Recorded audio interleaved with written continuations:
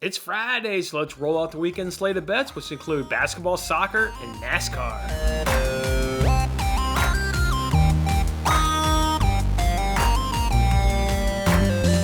Hey, what's going on, everybody? Jason Mattis with, of course, Winning Bets, giving you guys free sports picks every single day. And it's the Friday episode here, so we look forward to the weekend. I hope you guys out there have a fantastic weekend. We're coming into it, having made money on Thursday night, so that's good momentum coming into money-making weekend. Let's go ahead and recap that Thursday action, and then let's get into some bets for today, which I'm excited because NASCAR is back this weekend. We've got basketball bets to go with it, and then, of course, we got soccer bets as well. So let's jump on into it by recapping Thursday. Thursday was a profitable day. We went 3-2 and plus 0.62 units right there. We got a trip up there in the Wolves and Warriors first quarter money line. The Wolves were unable to go ahead and win that first quarter. Don't know what the Warriors did once the Wolves couldn't beat the Pistons. Don't know how they couldn't beat the Pistons. Unreal. I stopped paying attention to that, so that was a loser right there. But in that same game, Wolves-Pistons, we did get over 225.5 points. Easy winner right there, as that game went way over 225.5 points. We also got a winner in Heat versus Spurs under 220.5. That was a nice, comfortable, easy win right there as well. The loss that we did have in over-unders was Bulls-Raptors under 224.5. Was looking pretty good. Then the game went overtime, and to get to the point of getting to overtime, they ended up going over. So just unfortunate right there that those teams battled hard into an overtime battle. But we did get a player prop in that game. Vooch, baby, with an easy winner. Over 29.5 points and rebounds. At one point I checked, he had 30 points.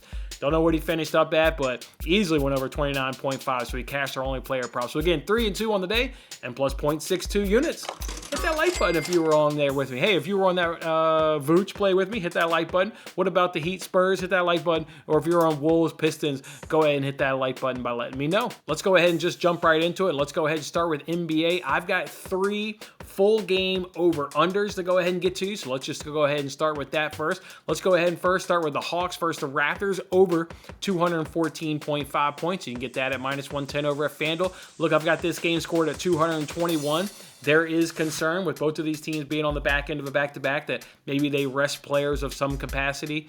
But I'm going to go ahead and roll with the numbers here. The numbers say we should easily get up over 214.5, so we'll go ahead and bet it accordingly. The other one we want to go ahead and do is Nets versus Jazz under 229. I've seen this line continue to go up, meaning you can probably get under 230 at the time of doing this recording and watching it. So maybe you hold out for another point. I went ahead and grabbed it. I've got this game being scored at 223, so I was comfortable grabbing 229, but you'll probably get the better line on this one than me. And then the last one we want to go ahead and do is Rockets versus Spurs under 234.5 points at minus 109 over at BetRivers. I got this game scored at 228, so feel good getting 234, staying under that mark. So that's what we'll roll with in the NBA and our 3 full game over-unders. Let's do one.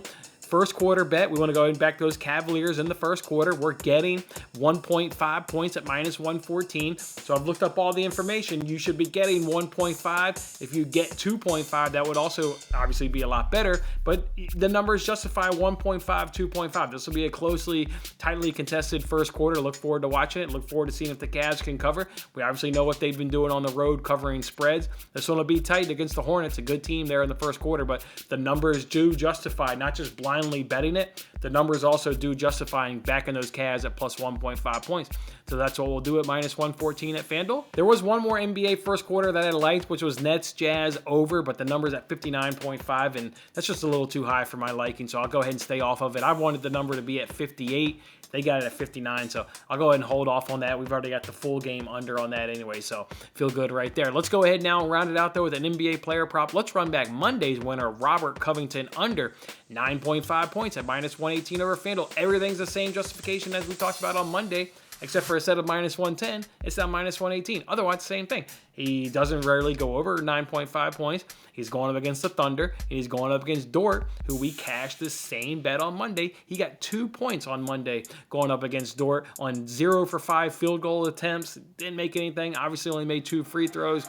It's a very difficult matchup again going up against Dort. So we'll gladly run back Monday's easy winner and see if we can't cash it again on Friday. All right, let's go ahead and recap our soccer bets. Some of these you already have. A couple of them will be new, but we're going to go ahead and do Burnley-Watford under 2.5 goals at minus 128. We're going to take Lazio on that draw no bet at plus 116. We're going to take Sampdoria Sassuolo, both teams to score over 2.5 goals at minus 126. And here's the new one. We talked about it yesterday. I'm going to go ahead and take a chance that there's going to be a red card. This Getafe versus Levante game earlier on this afternoon. I just, look, at plus 2, it comes in at plus 215, so only put a half a unit on it. Half a unit on this. But, I mean, I don't need to talk about this a whole hell of a lot because we talked about, this game on yesterday's show. Just really feeling a red card of this fixture. It's been happening. These two teams are top in La Liga in terms of red cards with 5 and 3. You got referees on the pitch. They're officiating this one. He is just card heavy. So I'm going to take a chance that we'll go ahead and get a red card in this game at plus 215 for a half a unit. Staying with this same game, again, we talked about this yesterday, wanting to bet over 5.5 cards. It's at minus 160. So if you feel comfortable at that juice level, by all means, don't get a parlay and don't complicate things by dropping things in a parlay. I'm uncomfortable doing things above minus 150, so I dropped it in a parlay. I parlayed over 5.5 cards in Getafe versus Levante, with over 1.5 goals in Dortmund versus Leverkusen. Look, this Dortmund game versus Leverkusen, I wanted to give you guys both teams to score in over 2.5 in that game as an official bet, but it came in at minus 210. Yeah, minus 210 for both teams to score in over 2.5 in Dortmund versus Leverkusen. That's how many goals should be scored in this. So in terms of the parlay, I didn't want to go over 2.5.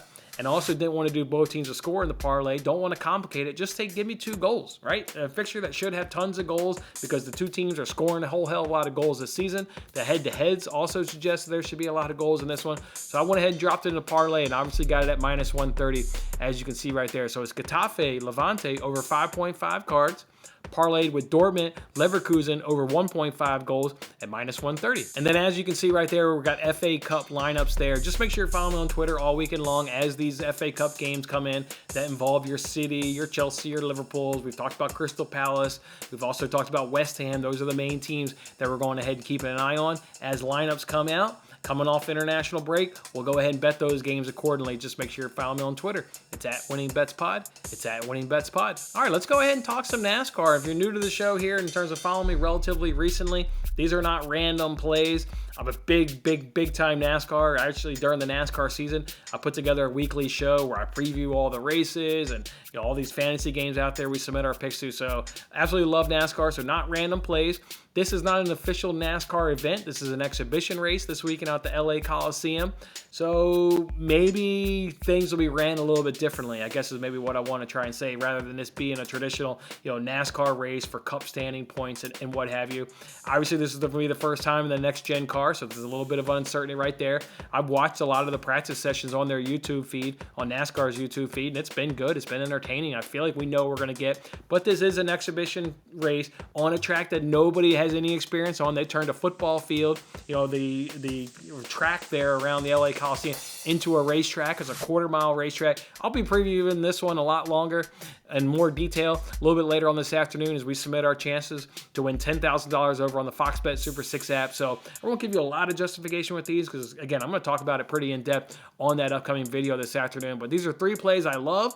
It is sort of risky, but I will always, like I always do, never bet the super speedways. I'm a NASCAR guy. I love NASCAR. Knowing I'm going to take 2 weeks off because it's the super speedway and I just don't touch super speedways, I wanted to go ahead and bet this. Love NASCAR. Can't wait to watch this thing this weekend. This thing's going to be like a rock star event. They are making this thing just an incredible spectacle. Like, if you're in the LA area, go check this out, whether you're a NASCAR fan or not. It's just going to be a good, party atmosphere. So, anyways, let's go ahead and jump into it. I've got 3 NASCAR head-to-heads, so let's roll through them. I'm going to go ahead and do Kurt Busch over Alex Bowman at plus 110.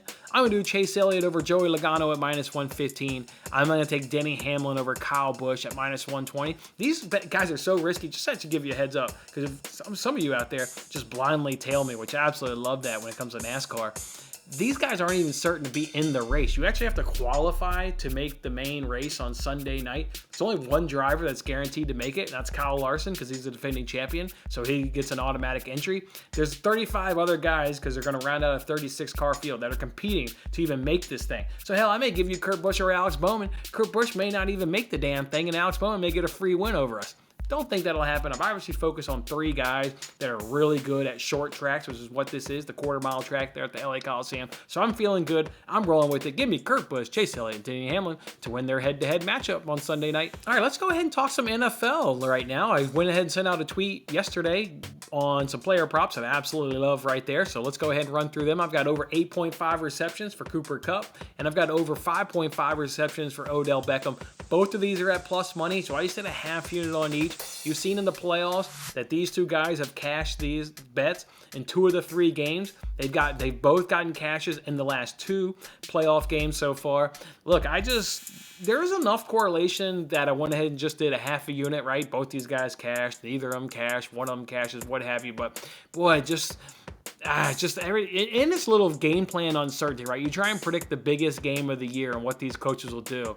And there is a little bit of uncertainty there. So I went ahead and played it a little less risky there and only did a half unit on each. Did that same half unit philosophy there with the next ones. Joe Mixon under 65.5 rushing yards for a half unit. And then have Cam Akers to have more rushing yards than Joe Mixon. Absolutely love that bet. Let's talk about from Joe Mixon for a second. It's not our first time fading him this playoffs. We faded him against the Titans to a cash. He has not done good overall in the season. And when we talked about that Titans game, it gave you guys all the justification of why we faded him that day and got a good cash.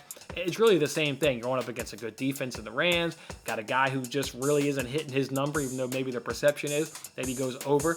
Just doesn't happen. So not a lot of justification needs to be done with that one because we just got a bet, a cash with him 2 weeks ago. And then as for the Akers aspect of it, or the Rams aspect of it, well, remember we cashed Tom Brady over his passing yards because you don't run on this Rams team, right? We basically bet the Rams rush defense by taking Tom Brady over his passing yards.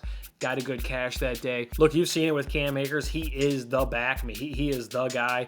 There's a reason why he was the starter going into the season. He gets injured. He comes back from the injury. They don't waste any time. They loved what they saw from him in the offseason, and they pretty much just threw him right back in the starting lineup. Henderson maybe does come back, but Cam Akers was a starter before his injury. And just the way they've incorporated him right back into the offense, they're treating him as he is the starter. So I think Cam Akers, because he'll also have a big day. Look, the weakness there, in terms of maybe those receptions there on Kupp and Beckham, maybe only being a half unit and not being able to predict the strategy there for the Rams. The Bengals defense, by far, the Bengals defense weakness is that rushing attack. So you could see maybe less pass heavy, more run heavy. If it is more run heavy, cool, that's Cam Akers. We've got him. We already think Joe Mixon's going to struggle. Maybe they do a little run heavy because that's the Bengals' weakness. And then you get an easy cash there with Cam Akers. So those are going to be my 4 player props as of now. Of course, we'll be adding to them. Each one of those are half units. So do Kupp over 8.5 receptions, Beckham over 5.5 receptions, Mixon under 65.5 rushing yards, and Akers to have more yards than Mixon from the running back standpoint, not receiving, just from a rushing standpoint. So right now, we'll just go ahead and roll with those 4 player props. I am going to add to it. The reason I don't want to give you all my bets, I've got other bets that I've got earmarked that I want to bet. I think next weekend you're going to start to get into, hey, here's a 10% profit boost or a 20% profit boost or a 20, whatever it is.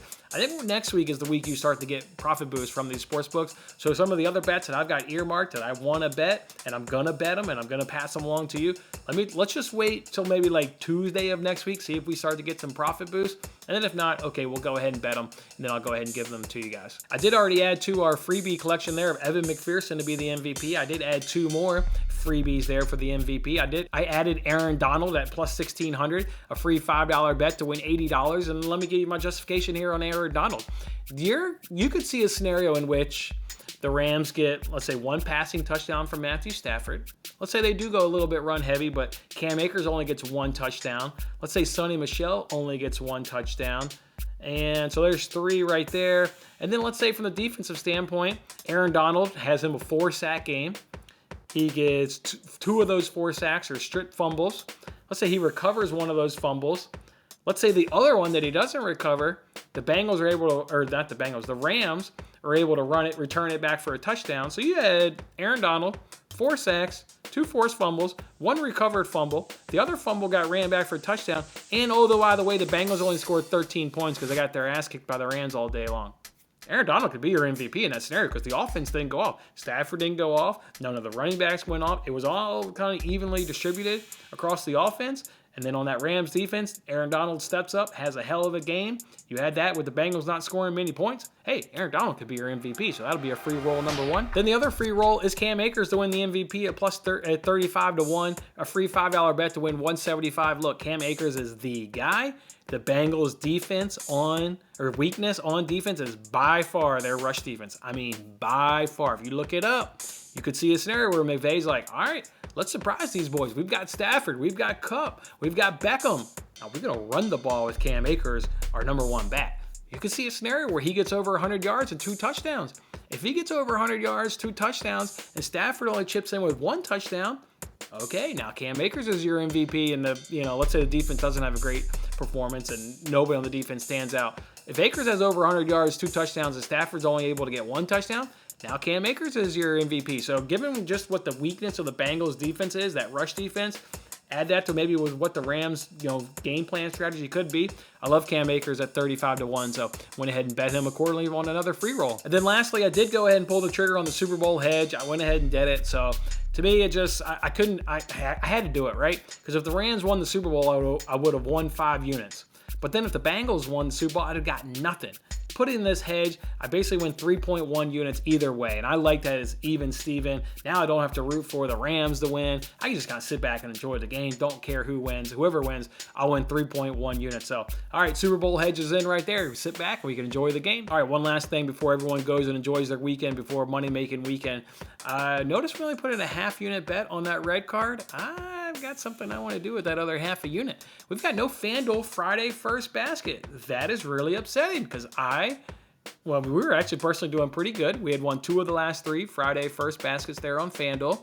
And I had also done all the damn work to research it, which really upsets me. So I think I'm going to use that half unit. If DraftKings, you guys notice every Friday, DraftKings has done a 25% profit boost on a first basket score. If we get that from DraftKings, I'm going to put the other half unit on Evan Mobley. Evan Mobley's, that's the matchup I was looking at, Cavaliers versus Hornets for the FanDuel promo. Again, we don't get the FanDuel promo, really upsetting.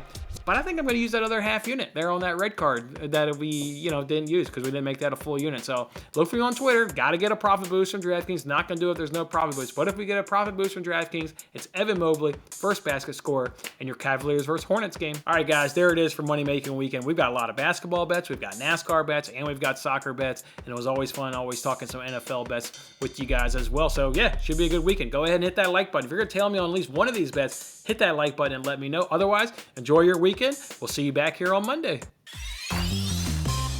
Thanks for watching till the end. I'm Jason Mattis. Any love you can show by giving me a like, a subscription, or a comment, or even just share this video is very much appreciated. And don't forget to turn on your notifications to increase your chances of locking in the same odds as I talked about today. And check out my other great videos in these corners.